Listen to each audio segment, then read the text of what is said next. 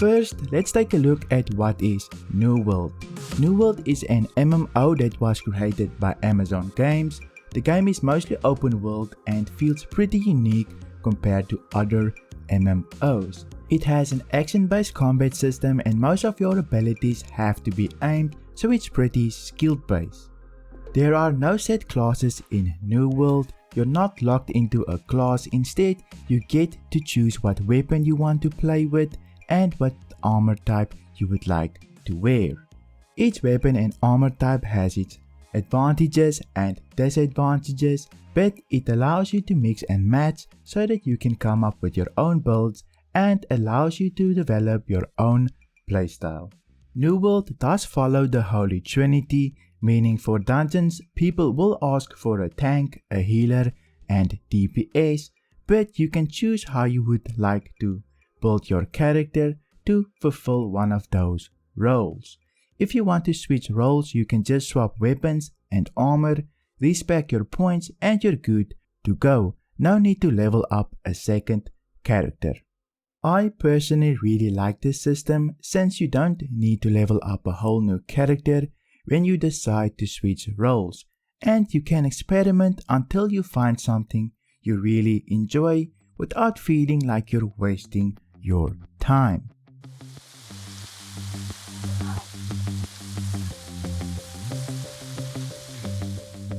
The world of New World is amazing. It looks beautiful and the sound design is great.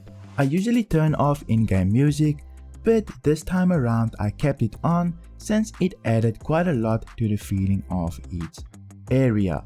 The world feels lived in and you don't feel like an outsider. You feel like you're part of the world and right at home. As for leveling and questing, it can get quite rough at times. For the majority of quests, you'll be running around looting boxes or killing NPCs to complete a quest. You can get quests in a couple of different ways, but you'll mainly get them from NPCs around the world that are indicated by yellow markers on the map. Some quests will have a story tied to them, and the story will evolve as you go deeper into them, and the rewards will get better as well. For example, I started a fishing quest chain where I had to go fish in different areas and had to help many different NPCs, and at the end of it I got some great fishing gear that allows me to catch bigger and better fish. It's a great reward if you fish a lot and want to level up your cooking to make some gold selling food. You also get faction quests and town board quests. For the most part, you can repeat them over and over again. The town board quests were the best way to level, and you get extra XP for the first 3 faction quests that you can do daily. But just be careful, you can burn out if you constantly repeat them because you'll be killing and doing collection quests a lot.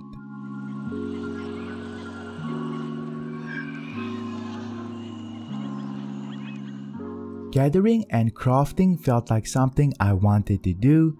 While you're out adventuring, you'll naturally gather up resources along the way, and eventually you'll start to craft because you already got a bunch of resources and you might as well use them. So getting into crafting is quite easy and it will be the best way of getting high-end gear with some good perks for your builds. Leveling up your crafting definitely felt worth it and I enjoyed my time with the system, but I must say lemons were really difficult to find, but maybe I just didn't know where to look.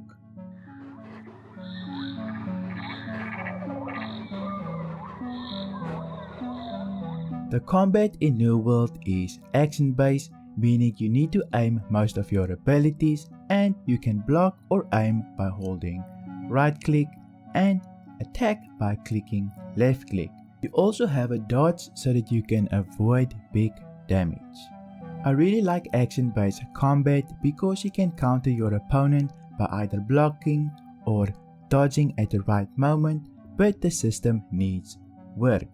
Right now, at the moment, you get locked into a combo. For example, let's say I'm attacking and I see my opponent do an ability. I can't just cancel out my light attack and block or dodge immediately.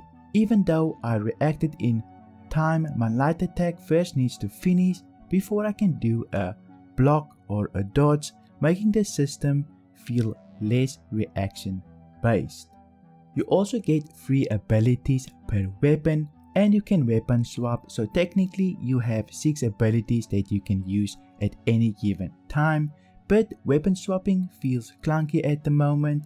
Sometimes when you get hit, your weapon doesn't swap and you're left smashing an ability that's on cooldown. I feel like weapon swapping needs to be a lot smoother and a lot more consistent. This will make the combat 1000% better in my opinion. One other thing that I noticed in PvP is that players can easily just run away and it can be quite difficult to catch them after they decided it's time to go. I have no idea how to fix this, but I did notice as soon as you do a light attack or an ability, your character basically slows down to walking speed, giving the guy running away an bigger lead. Some abilities will allow you to catch up if you're lucky, but this needs work as well. Overall, I liked the combat. It feels skill based, but it needs some work. There were some overpowered weapons and builds in the beta, but I'm sure things will get fixed.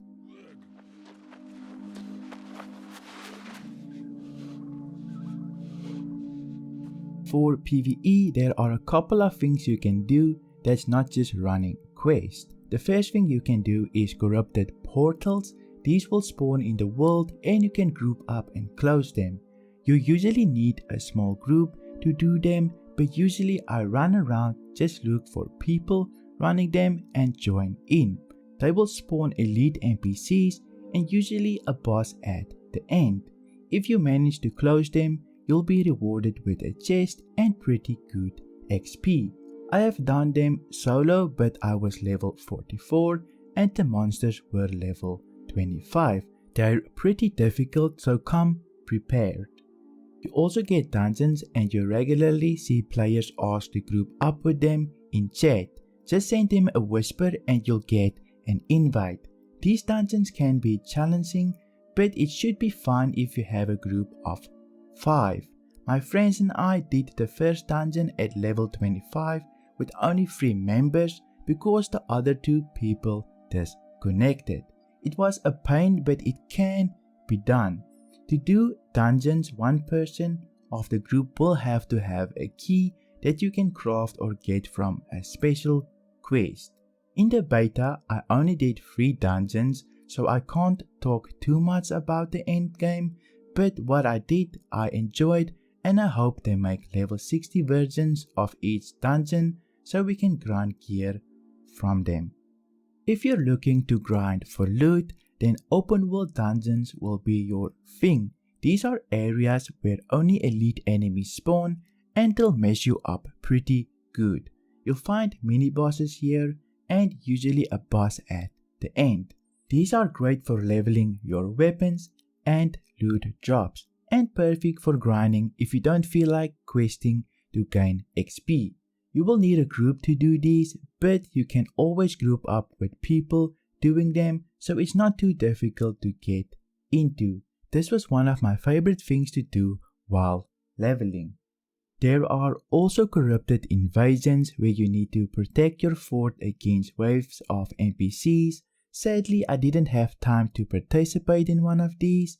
Overall, I did enjoy the PvE grind. I didn't experience level 60 endgame zones, but I'm excited to grind for loot to make builds. I would like to see raids and more PvE content, but what we have is a good start.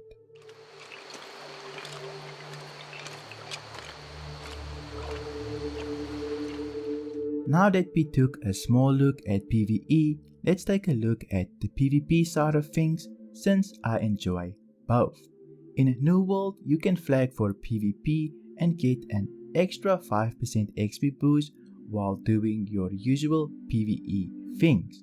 You can get attacked by other players, But there are also quests and activities that only focus on PvP. In the open world, you can go attack forts. If you manage to capture that fort in an area, you'll gain a 5% increase to experience gain and a 20% increase to influence within that territory for faction members while holding the fort.